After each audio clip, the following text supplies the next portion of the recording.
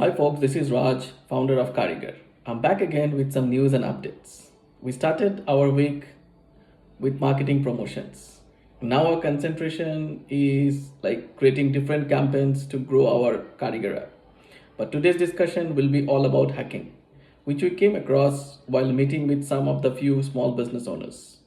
Few of them had their online stores hacked, some had their Instagram stores hacked, some had their Facebook accounts hacked, and it continues. A lot of them are facing issues with their Shopify stores. As per them, their Shopify stores are getting hacked. This is a huge problem for small business owners. Many things are scarier for business rather than knowing their account or online stores has been hacked. And surprisingly, most of the small business owners don't even know their accounts has been hacked. This can create a massive problem like data breach or even business closure. Business can take precautions to boost security and protect their vital data, like including customers' information. In some cases, their account or online stores can get permanently blocked or suspended.